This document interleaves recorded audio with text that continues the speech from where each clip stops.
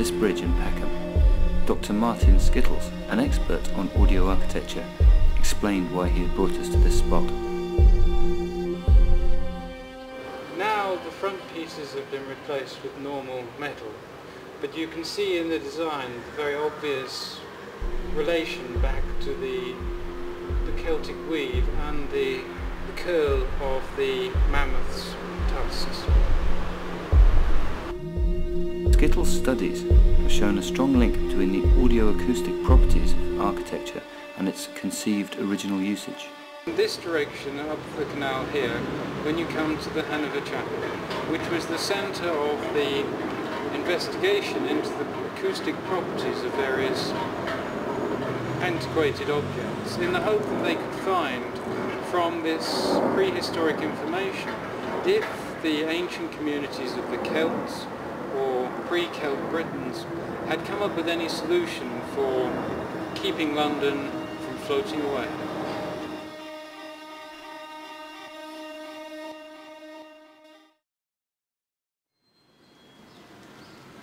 The remains of the canal are clear to see.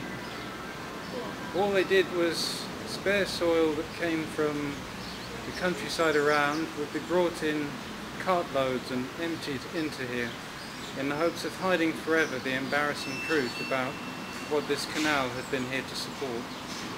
A few yards further down there is an old shack behind the tree, which was the house of the local constabulary. In fact, this canal was the first canal in the whole of the UK to have its own police force, the so-called Bank Rangers.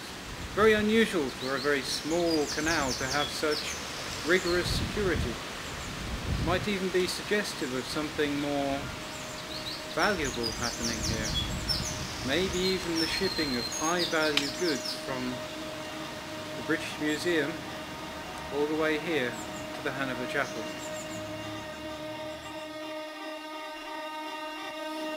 Dr. Skittles explained to us that architectural features intended to resonate at 112 Hz had a surprising effect on the human brain. This is the head of the Grand Surrey Canal. This was where all of the antiquities that had been brought from the British Museum would have eventually ended up.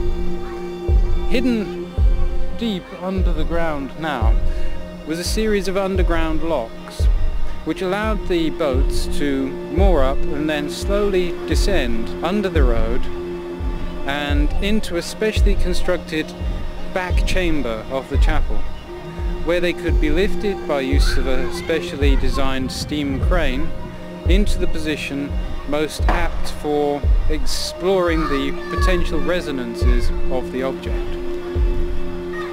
This greater knowledge that they sought was all with the single focus of trying to solve the most irredeemable and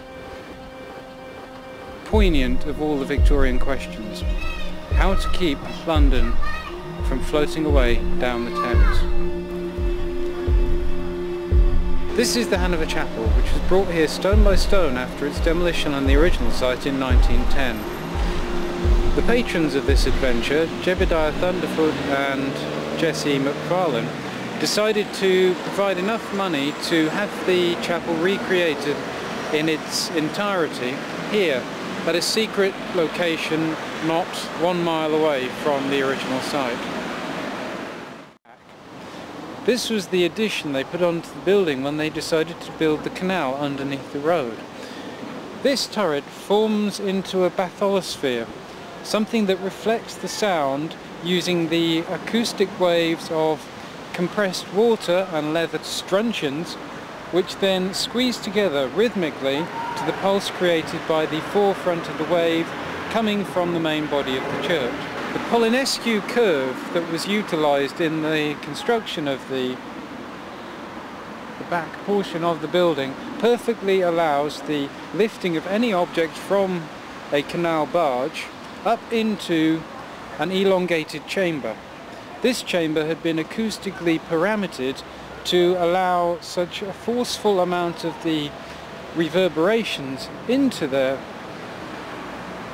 main body of the investigation room that one learned person sitting in the right place, mathematically triangulated against the object, could hopefully get the correct sense of meaning from the hidden audio element of the building. Dr. Skittles demonstrated for us. At about 112 Hertz, the human brain starts to resonate on the right-hand side.